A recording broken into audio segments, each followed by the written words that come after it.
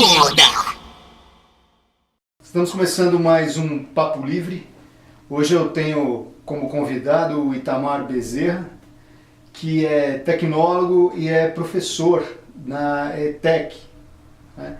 E hoje a gente está aqui para falar do quê? Vamos falar de educação, né? A princípio teríamos mais um convidado, que seria um convidado que até já esteve aqui conosco, que é o Leonardo, mas infelizmente ele não pôde comparecer, né?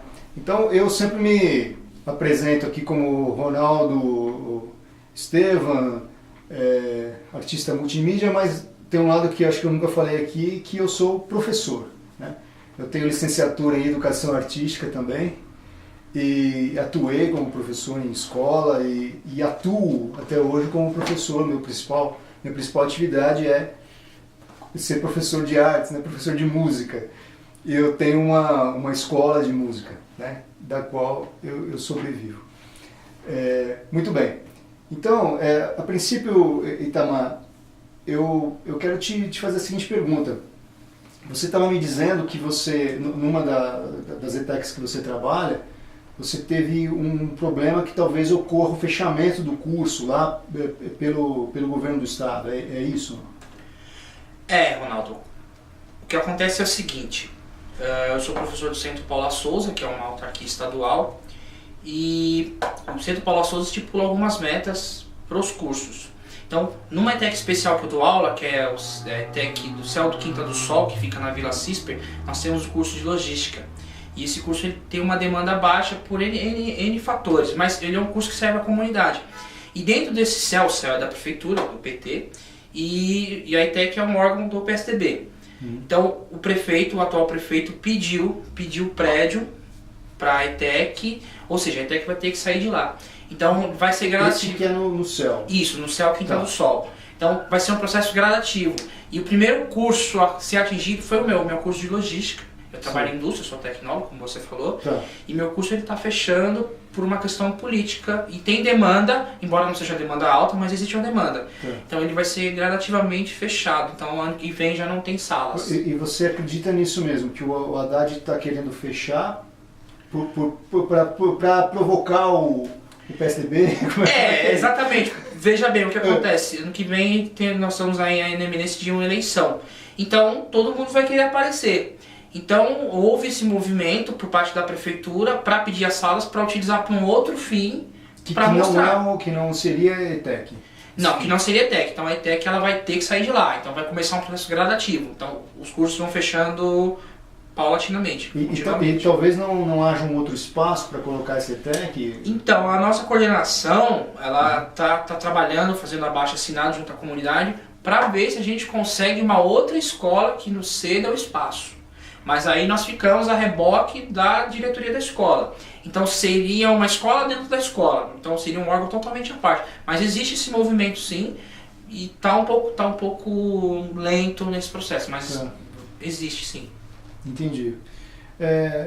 Pois bem, a gente fala muito aqui da questão político-partidária, né? Que às vezes a gente é criticado por criticar este ou aquele partido e de repente falar muito de política, mas não tem como não falar de política. Exatamente.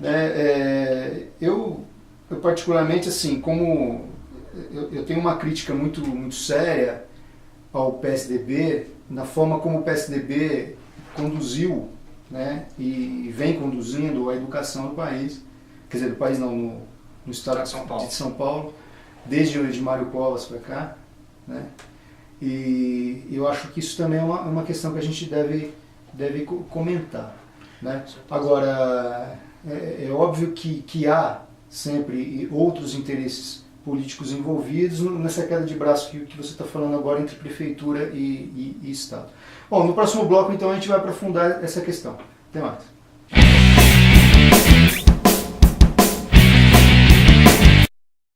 Estamos de volta com mais um bloco do programa Papo Livre. Hoje a gente está falando de educação e eu tenho aqui Itamar Bezerra, que é tecnólogo e professor da ETEC.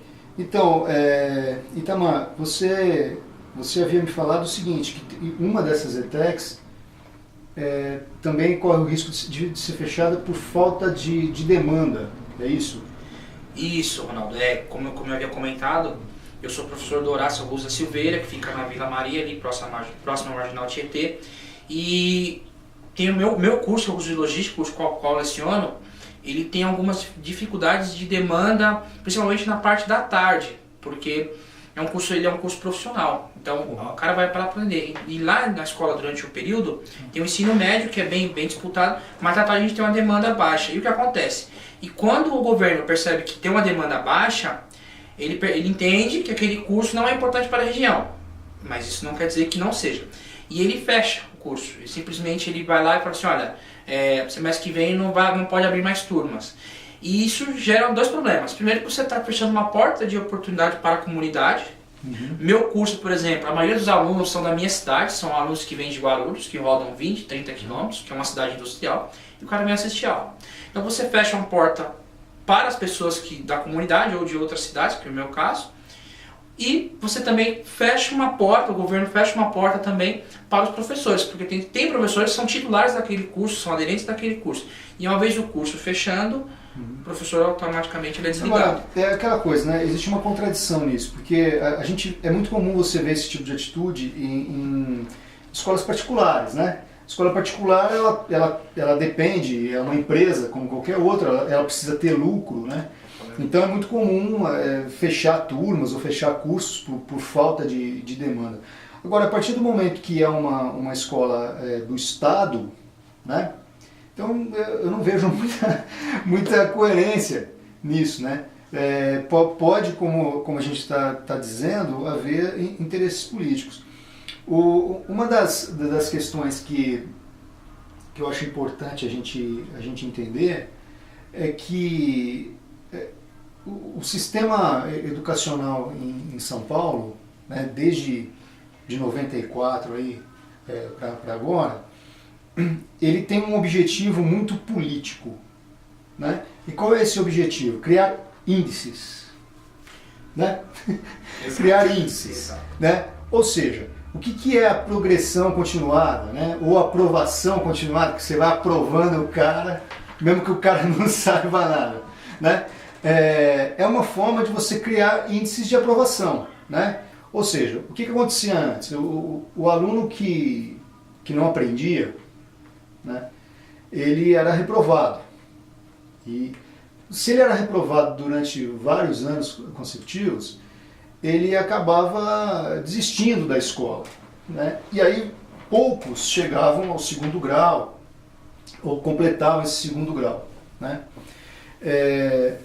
Em princípio, a ideia da Secretaria de Educação na época, que agora não me recordo o nome, do ponto de vista educacional, até que era interessante, né? Você criar uma forma da pessoa se estimular a continuar estudando, né? Só que o que está acontecendo é que esse objetivo ele não está sendo alcançado, porque você está criando analfabetos funcionais, né? Você chega um cara na 8ª série e não sabe escrever direito, né? Porque é o único momento que ele pode, que agora é 9º ano, que é o único momento que ele pode ser reprovado, né? Então, assim, ao meu ver, é uma questão muito mais política, né, de se criar índices de aprovação para justificar de que a educação está melhorando no Estado, né, ou no país, porque esse modelo foi copiado em outros estados também, né? Eu não tenho certeza do que eu estou dizendo, não sei se é empregado no Brasil inteiro. E a própria prefeitura, acho que utiliza também esse sistema. Então, assim, é algo que, ao meu ver, ele precisa ser mudado, né? Você não acha isso, né? Eu concordo. Até eu participei durante um tempo, eu fui da parte administrativa de uma escola. Então eu preparava a ata de reunião e tal. E era muito comum eu ver o professor falava assim, olha, esse cara aqui não pode passar, ele não tem capacidade. E aí o diretor falava assim, olha, mas veja bem, a gente tem que atingir o índice, senão não tem o bônus, tem essa questão de bônus. Eles acham que o professor é celular pré-pago, né? Tem a questão do bônus, ou tem aquela questão, não, vai a supervisão. Então hoje o modelo educacional ele tá baseado em números. que não necessariamente são números fiéis ao que acontece. Tem um caso também, tem casos, aliás, de que o cara ele é do Bolsa Família, então esse aqui a gente não pode reprovar porque ele é do Bolsa Família, então a prefeitura, não pode reprovar. Não pode reprovar. E o cansei ele perde a bolsa, senão né? ele perde a bolsa e aí vai dar algum problema. Às vezes o cara tem só aquilo como arrimo de família. Exato. Então tem N situações. Essas questões que você está colocando são muito interessantes, porque assim, como eu estou fora do ensino formal há muito tempo, há muitos anos, e por que estou fora? Por causa dessas coisas mesmo. Né? É complicado. Logo que eu me formei, veja bem, eu sou um cara, me formei pela USP, ou seja, eu estudei a minha vida inteira em escola estadual e fiz uma faculdade pública. Né? Ou seja, o Estado me bancou subsidiou seu estudo esse tempo todo, né? Para quê? Para que eu pudesse um dia servi-lo, né? Servir a sociedade e tudo mais. No entanto, eu estou aqui na área privada, né? Trabalhando na área privada. Inclusive, quando trabalhei em escolas, acabei trabalhando em escolas particulares também, que pagavam melhor. Isso acontece. Né? Então, assim, o bom profissional, geralmente, ele acaba ou montando uma empresa própria, uma coisa assim, ou ele vai para uma escola particular. Né? Assim, não desmerecendo os professores que estão na rede pública, que para mim são heróis, né? Com certeza. Com certeza, não é? Tem razão. São não, heróis, concordo. Né? Porque, assim, eu não sei se no seu caso, que você é um tecnólogo, se você tem alguma remuneração um pouco melhor. Então, se não quiser falar disso. Não, assim, dentro dessa. Pra você ter uma ideia, foi até interessante tocar nesse assunto, porque o que acontece? Vamos falar da Secretaria de Educação. O governo do Estado, hoje, ele está contratando tecnólogo, bacharel em Direito. Hoje, se você tem 160 horas de português, por exemplo, você pode dar aula. Você pega um cara de Direito, o cara pode dar aula. Por quê? Porque não tem professor. Não tem professor no mercado. E os que tem, ou estão saturados de trabalho, ou estão desmotivados. Então, houve um aumento de demanda de alunos na escola pública e houve uma queda de professor. Então, o governo ele abriu esse leque para qualquer pessoa que tenha formação superior. Então, eu conheço uma pessoa que ela é formada em Direito e dá aula de português. Essa contratação tem um nome. Se eu não me engano, tem a contratação emergencial, que aí o cara entra na tal da categoria F, categoria UFA. Que é o professor que não tem direito a nada. Ele não tem direito a nada. Ele trabalha ali, recebe e sai com a mão na frente e a outra atrás. Então, o governo ele abriu esse precedente. Tem aquele que é para substituir, né? Isso, tem um professor eventual. Eu conheço alguns, inclusive uma pessoa da minha família é professor eventual, e o cara recebe por aula. Então, assim, para o cara ganhar uma sala de R$700, ele tem que dar no mínimo aí 30, 50 aulas. No mês, ele recebe R$700 para trabalhar 50 aulas por mês. R$700, quer dizer, vai dar um pouco mais de um salário. Sim. Quer dizer, não, vai dar um salário. Vai ganhar um pouco mais do que de R$10 por aula. Exatamente. Então, o governo ele abriu esses precedentes porque não tem professor. E a pessoa, por necessidade, se sujeita a esse tipo de coisa. Fala, não, se eu sei que o cara precisa, então vamos fazer assim porque a gente sabe que ele precisa. Exatamente. E tem muito profissional assim. Muito professor bom, ganhando 10, 8 reais, 8, 10 reais por aula, e para ganhar R$750 por mês. Pois é a situação do país. Daqui a pouquinho a gente volta com mais um bloco.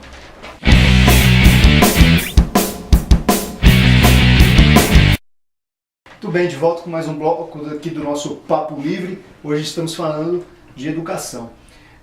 Muito bem, entrando nessa questão justamente salarial, né, nós tivemos aí recentemente o problema das manifestações lá no Rio de Janeiro, né, em que os professores entraram em greve e parece que até uma professora de artes, inclusive uma colega, né, da minha área, que acabou vindo a falecer num confronto. Né. Eu acho isso tudo muito complicado e é uma situação que não foi resolvida. Ou seja, então, o problema do professor no país, ele é geral. Né? Eu acho que eu não sei se tem algum estado que trata melhor o professor ou cuida melhor do professor, né? Não tenho ideia. Agora, talvez Brasília. Veja bem, para os defensores do PT, não estou defendendo o PSDB. questão não é nem por aí. E por aí, eu estou querendo dizer o seguinte, que a questão ela é Geral, ampla. geral. Ela não é um problema só do PSDB. Existe um fator interessante que aconteceu com o Mário Covas. Naquele período, como eu estava mais atuante, mais ligado à educação como um todo, logo que eu me formei na faculdade, eu dei muita consultoria, né? Porque os professores eles ficavam desesperados, né? Não sabiam como lidar com essa situação, porque o professor perdeu o poder em sala de aula, né? Então, assim, o aluno, a partir do momento em que ele não tem que ter mais nenhuma responsabilidade, né? Ele acaba não levando o curso a sério, né? E acaba desrespeitando o professor, né? Ou seja, então aquele mecanismo que era o medo da reprovação, né, deixou de existir. Tudo bem, naquele período mesmo eu dizia o seguinte, que o aluno ele não tem que querer progredir por medo da reprovação, né? Ele tem que querer progredir porque aquilo é importante para ele. Então, obviamente, o que eu passava para os professores na época era de trazer essa consciência, essa conscientização para o grupo, né, para ele entender que ele tem que chegar a atingir o êxito, porque aquilo é importante para ele. Que faz parte da formação da carreira, da formação da carreira da vida dele, né? Só que qual é o problema que nós temos hoje? Muitas dessas crianças e desses adolescentes eles não têm mais educação familiar, né? Então isso falta. Por quê? É culpa dos pais e mães? Não necessariamente, porque hoje o pai e a mãe trabalham, então a criança já desde cedo ela vai para a creche, ou fica com a babá, porque... Terceirizou-se a educação. Na escola particular ocorre a mesma coisa, né? A criança rica é criada pela babá ou pela escolinha, né? Já é colocado numa escolinha desde muito cedo. E na escola particular, inclusive, tem um outro fator mais complicador, que lá é o poder econômico, né? Ou seja, então o professor ele não tem poder sobre o aluno, porque o aluno tem o poder econômico. Ele chega com o dedo na cara do professor e fala assim, escuta aqui, ô cara, sou eu que pago o seu salário, então cala a sua boca. Bem por aí mesmo. Você dá uma escola particular? Sim, eu tive uma experiência boa, tive alguns problemas também. Numa escola particular em Guarulhos, inclusive foi uma escola, um colégio e faculdade, foi onde eu me formei. Uhum. E lá tive algumas situações dessas, porque a gente tinha aluno que era filho de advogado, aluno que era parente do prefeito, enfim. E falava assim, olha, fica quieto aí, porque quem paga aqui sou eu, ou meu pai é parente de não sei quem, ou meu pai é chefe do fulano que conhece o dono. Então, o professor ficava subjugado aí na sala de aula. Ele vai falar assim, poxa, eu vou fazer alguma coisa contra essa pessoa, sendo que eu vou colocar meu emprego em risco. E a gente tem conta para pagar, como qualquer um. Então eu vi muitas vezes professores ficarem subjugados pelo poder econômico. Inclusive, assim, a atitude da direção é ficar ao lado do aluno e contra o professor. Na maioria das vezes. Eu lembro que eu não podia botar um aluno para fora, que estivesse incomodando a aula. Exatamente. Eu não podia fazer isso. Na maioria das vezes isso acontece. Então, assim, essa situação é muito grave, porque às vezes a gente critica a educação estadual, né, que realmente está muito pior. Né, mas a particular também tem esse tipo de problema. Tem. Não só no ensino médio ou ensino técnico. Na faculdade também. Eu dei aula em faculdade.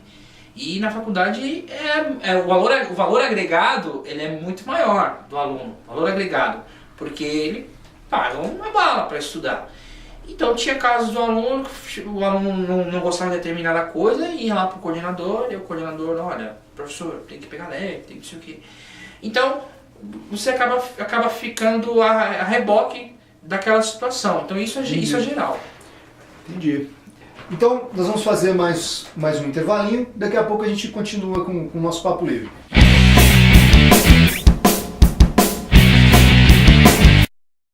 Estamos de volta com mais um bloco do Papo Livre, hoje falando da educação. Então hoje eu estou aqui vestido de Superman, né? Como sempre eu venho vestido de algum super-herói ou algum vilão, né? Hoje eu estou aqui de Superman porque eu considero o professor um super-herói.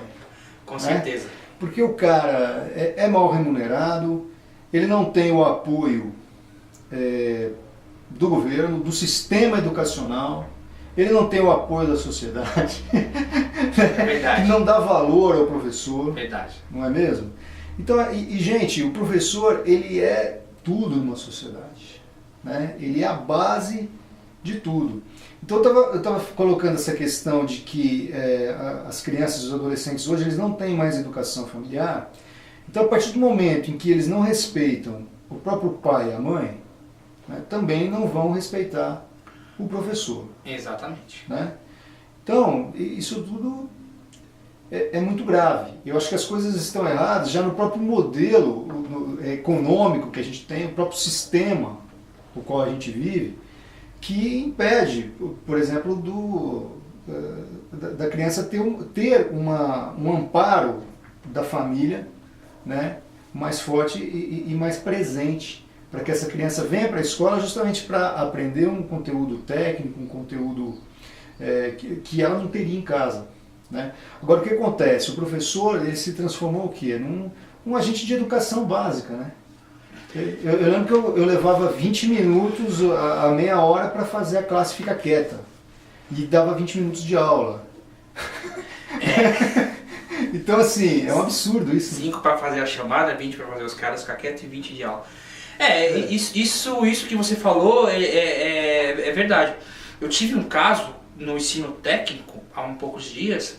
Eu estava dando aula e estava dando aula até 10h30 da noite, porque a escola fica num lugar meio inóspito, então a gente acaba dispensando o pessoal mais cedo por ordem de direção. E aí meu chefe subiu na sala e falou assim, olha, todo mundo fica aí até 10h40, a saída era 10h30. 10h40 porque tem um supervisor aí e tal. E eu falei, gente, isso eram 10h28. Eu falei, gente, vamos ficar aqui até 10h40 porque tem um problema XYZ. Aí uma aluna já adulta levantou e falou assim, não, você tá mentindo, você é um mentiroso. Eu falei, você viu, o coordenador acabou de sair daqui. Não, mas você tá mentindo, ele não falou nada disso. Eu falei, ele acabou de falar, a menina desceu, foi na direção, conversou com alguém. E depois subiu, botou o dedo na minha cara, falou que eu era mentiroso, que era pra sair 10h30. Simplesmente pegou e saiu. E eu fiquei ali na sala com cara de paisagem. Mas você nunca sofreu agressão física? Não, agressão física não, mas agressão verbal, assédio moral, já sofri algumas vezes. Como foi esse caso aqui, o que eu acho engraçado é o seguinte, a imprensa, se um professor agride um aluno, vira caso de polícia. Nossa. Agora o contrário não, né? Não. O contrário não. O professor pode ser agredido, pode ser humilhado. Não, aí tudo bem. Faz parte da profissão. Faz parte da profissão, né? Isso acontece bastante. Não, então, isso tudo é muito complicado, né, gente? Então, assim, o professor, quando eu considero o professor um herói, é nesse sentido. Muito bem. Próximo bloco eu vou contar uma historinha aqui, que é uma história meio longa, então não vou entrar nela agora, mas é uma questão do fechamento da FEBEM Imigrantes, que foi uma coisa que eu vivenciei na época, né? E que eu acho importante falar disso, para a gente entender mais ou menos como a política age com a educação. Até o próximo bloco.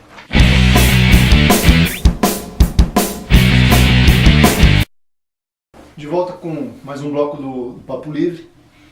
Então vou começar aqui contando uma historinha da FEBEM. No ano, acho que é 98, 97, eu sei. Só sei que ia ter eleição no ano seguinte, para governador. Né? Sei. Então assim, o Mário Covas desenvolveu um projeto na FEBEM Imigrantes, né, de ensinar arte para os internos. Muito bem, eu fui tipo um coordenador desse projeto. Né?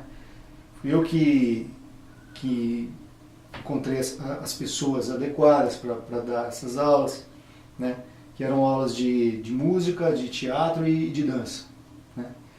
Então eu chamei vários colegas que estavam precisando de trabalho e tal. Eu mesmo não quis atuar ali no front. Porque eu achei que eu não tinha estrutura emocional para isso. Porque realmente não é fácil. Né? Então, mas eu coordenei, dei uma orientação nesse sentido e tal. E eu tinha até uma ex-namorada minha que trabalhou lá com a aula de música, né? Então eu sempre estava por dentro de tudo que estava acontecendo ali, mesmo depois que já começou o trabalho e eu já não tinha mais nada a ver com aquilo. Enfim, durante um ano que rolou, durante aquele ano que teve aquele projeto, não teve uma rebelião sequer na FEBEM Imigrantes. Né? Os alunos, os internos, né, se comportaram bem e tudo mais, e eles inclusive avisavam, né, os professores do tipo assim, ó, professora ou senhora, né, que eles chamavam, né, eles estavam com respeito. Senhora, olha, talvez tenha rebelião aí, então tal dia, então não vem não, porque se só vier, aí a gente não pode proteger ninguém, né, tal e tal e tal. Então assim, mas não houve, né, não houve. Mas eles sempre tinham essa preocupação de proteger as pessoas que eles gostavam. Ou seja, o projeto estava sendo bom para eles, né? Muito bom para eles. Muito bem. Naquele ano, Mário Covas foi reeleito. Né? Ele concorreu com Maluf no segundo turno, dureza. Né? Nossa, que coisa horrível. Escolha difícil, né? Nossa. Eu lembro que eu votei nulo dessa vez aí, porque tinha votado na Marta no primeiro turno, mas quem foi para o segundo turno foi Maluf, né? E Covas acabou ganhando de Maluf. Enfim, eu tinha certeza que ia acontecer isso, que aconteceu, né? Então, eu sou assim, premonitório, né, cara? Já. Assim que o Covas ganhou, acabou com o projeto educacional na FEBEM Imigrantes. E aí o que ocorreu naquele ano? A maior rebelião da história da FEBEM, que acarretou com o fechamento da unidade. Não sei se você se lembra disso. Não, isso eu não se recorda. Não me recordo. Então, o Covas inclusive foi lá na porta da FEBEM, aquela demagogia toda. Né? É bem a cara dele fazer isso então, mesmo. Eu pensava assim, eu via lá o Covas na porta da FEBEM, eu falava, pô, né, filho da mãe, né, cara? Por que ele acabou com o projeto? Porque se tivesse continuado o projeto, aquilo não teria acontecido, com certeza. E o custo muito menor. O custo menor, porque, sinceramente, os educadores ali não estavam ganhando tão bem assim.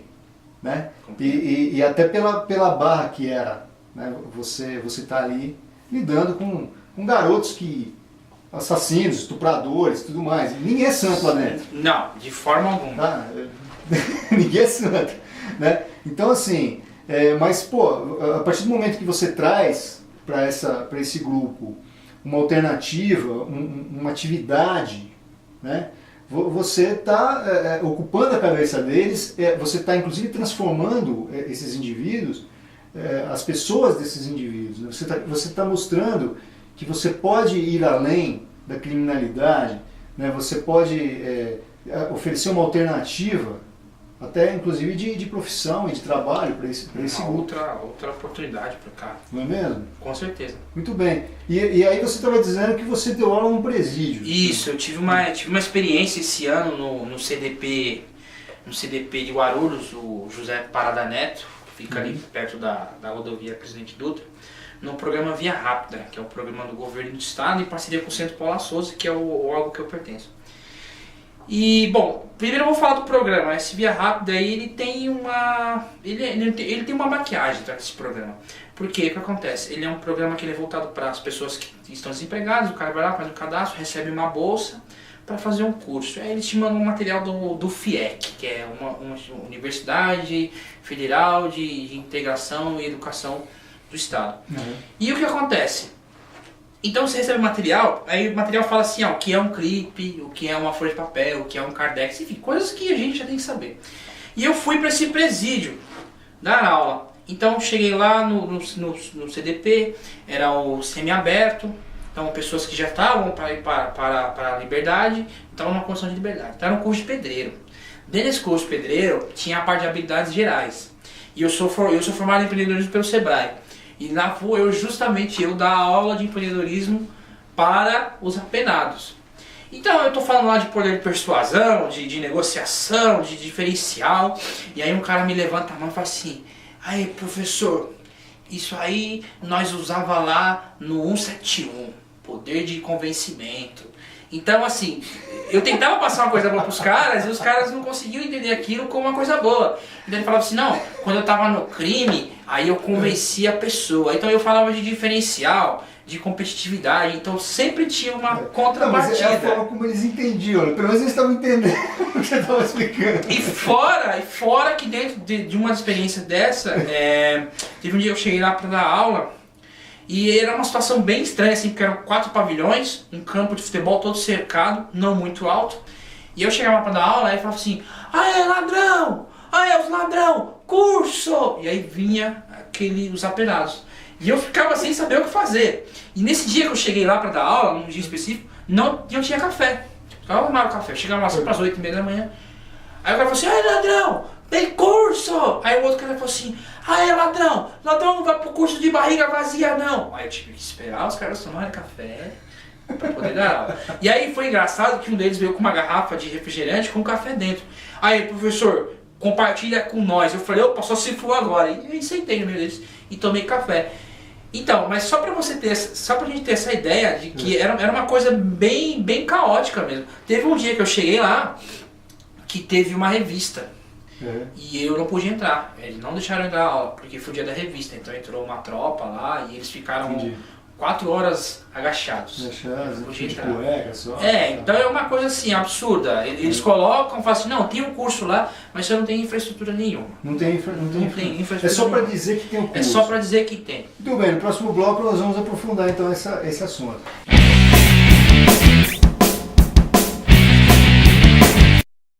De volta então com o último bloco do nosso Papo Livre.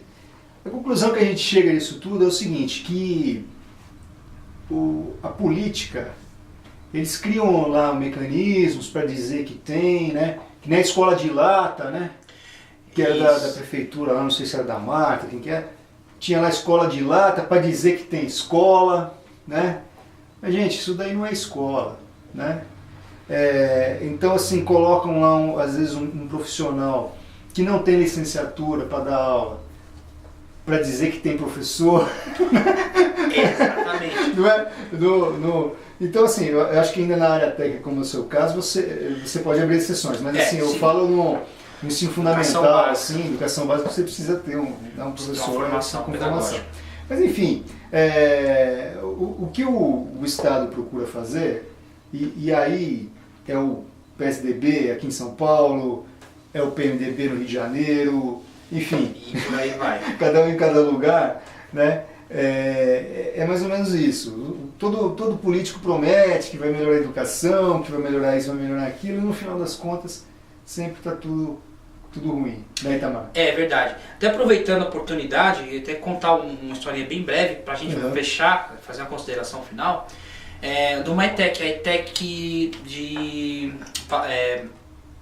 Terra Preta, Mariporã. Sim. Então foi uma escola que foi construída e tal. Escola que inclusive eu fiz uma prova, eu passei e fui aprovado para trabalhar lá. Não fui ainda porque a escola não abriu. E por que a escola não abriu? Porque não tem luz. Ah, não tem luz. Não tem luz. A prefeitura, acho que de Mariporã é PV, e ETEC é PSDB. E aí a prefeitura não colocou ponto de luz. Então está um prédio novo, todo aparelhado e fechado. Então chegamos à conclusão que a educação ela é tratada como uma moeda de troca. Principalmente a cada 4 anos, período de eleição. Essa aqui é a verdade. Né? Então assim, temos o prédio construído pelo Estado, mas quem fornece a luz é o PV, e aí o PV não fornece a luz. Exatamente. O prédio do PSDB. Exatamente. Então a escola está fechada, não pode operar, porque não tem luz. Aí, poxa, mas espera aí, então você construiu a escola, você contratou um engenheiro, e o engenheiro não viu que não tinha energia aqui perto. E aí fica essa pergunta. Eu te pergunto o seguinte, puxa, mas para construir um prédio você precisa ligar uma furadeira, né, cara? Como é que é isso? Não, eu também não sei. Eu queria saber, eu estou me perguntando até agora. Quer dizer, alguma luz devia ter, eu acho que foi criado algum outro problema posteriormente, né? Pois é, e é um prédio novo, se alguém que estiver nos assistindo aqui for de Mariporã, vai saber do que eu estou falando lá no Terra Preta. A escola está fechada, porque não tem luz, e ela está aparelhada, tem professores aprovados, tem diretor, já tem tudo, mas a escola não abre, não funciona. Muito bem. Bom, se a sociedade não cobrar das autoridades isso, né, então isso já começa o seguinte, os alunos também estão errados. Né? A partir do momento que a molecada não presta atenção na aula, não respeita o professor, a gente não vai conseguir melhorar a situação. Né? O que eu acho grave nessa nova forma de ensino que existe, de você aprovar o indivíduo por causa da Bolsa Família, ou por causa do bônus para receber mais dinheiro, a escola, ou porque não pode, por simplesmente reprovar, porque senão é índice de reprovação. Eu acho que enquanto houver esse modelo de ensino, a nossa educação está totalmente prejudicada e nós nunca vamos ser um país desenvolvido, nunca vamos ser um país civilizado. Então eu acredito o seguinte: cabe aos próprios alunos terem consciência disso, certo? E darem o melhor de si, né? Entenderem que ter uma boa educação é importante para eles, né? Esse modelo ele é muito mais assim, ele prejudica muito mais, porque ele não só ele aprova o aluno que não tem condições, como ele faz aquele que teria condições perder o estímulo de estudar. Exatamente, são as duas pontas. Não é mesmo? Então assim, o bom aluno, aquele que quer prestar atenção, todo mundo bagunçando, ele não consegue entender nada, a aula do professor acaba sendo ruim, porque o professor também perde o interesse de querer ensinar. Então aquele bom aluno, né, aquele garoto que de repente é da periferia e tudo mais, mas ele quer aprender, ele tem boa vontade, ele quer melhorar de vida, esse é prejudicado, né, por causa desse sistema também. Então a gente tem que refletir sobre tudo isso, né? E isso começa já de quem usufrui dessa educação. Então os próprios alunos, eu acho que devem, né, cobrar melhorias nesse sentido, né, dentro do próprio grupo, né, antes de mais nada. A relação entre professor e aluno precisa melhorar, esse é o primeiro ponto. Isso é fundamental. Família, professor e aluno precisa melhorar, a comunidade precisa se unir, né, em torno de acabar com o tráfico de drogas dentro das escolas, enfim, tudo que é pernicioso, né? A própria sociedade tem que se mobilizar em torno disso, porque a gente esperar só da política está cada vez mais complicado, né? Verdade. Até pegando o gancho que você está falando, é um triângulo, escola, aluno e família. Então, se você não tem uma boa formação familiar, se você não tem discernimento, fica impossível você conviver em sociedade. Então tem aluno que chega a mim, professor, é verdade que não pode chegar atrasado? Aí fala assim, mas quando é que pode? Você entende? Então é um tipo de negociação que é absurda, Então a família tem que participar da vida do aluno, o aluno tem que entender que aquilo é importante para ele. Né? Ou a gente investe nisso, ou o Brasil vai ser sempre esse esboço de país, vamos ser sempre um país emergente. É o país do futuro. Vamos ser sempre um país do futuro que nunca chega. Eu estou esperando esse futuro chegar. Então nós vamos ser sempre esse projeto de alguma coisa que não dá em nada. Exatamente. E assim que a coisa, infelizmente, então, funciona. Chega das coisas nas coxas, certo? Vamos fazer direito, vamos tentar mudar essa sociedade.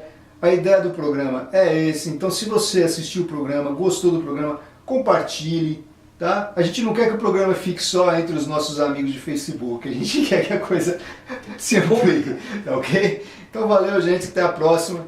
Muito obrigado.